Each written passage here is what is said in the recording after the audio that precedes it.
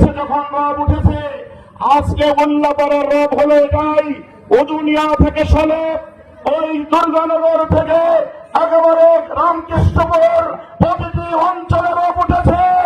আজকে বাংলাদেশে জামাত ইসলামের মাওলানা রফিকুল ইসলাম খান উনি শুধু বিজয়ী হবেন না, কত লক্ষ ভোটে, কত ব্যাপক ব্যবধানে বিজয়ী হবে এটি দেখার জন্য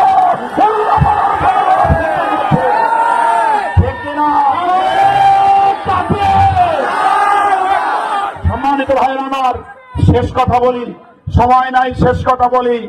আমাদের আমিরে জামাত যেটি ঘোষণা দিয়েছেন আপনারা শুনেছেন, আপনারাও সেখানে গিয়েছিলেন। আলহাজ মাওলানা রফিকুল ইসলাম খান আগামী পার্লামেন্টে মন্ত্রী হবে দেশ পরিচালনা ইনশাআল্লাহ। আমি মনে করি মাওলানা রফিকুল ইসলাম খান আমিরে জামাত এটা যা সিম্বলিক অর্থে ব্যবহার করেছেন, ভালো করে কান খাড়া করে সলপি উনানবাসী শুনে রাখি, আমরা এই বাংলাদেশ পরিচালনার ক্ষেত্রে শুধু মন্ত্রী হিসেবে দায়িত্ব পালন করবেন না, বাংলাদেশ জামাত ইসলামী সহ 11 দলীয় এই ঐক্যজোট সরকার গঠন করবে।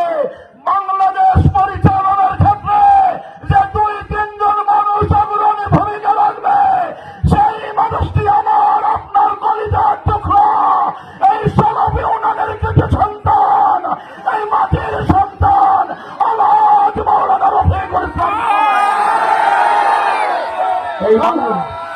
এই বাংলাদেশ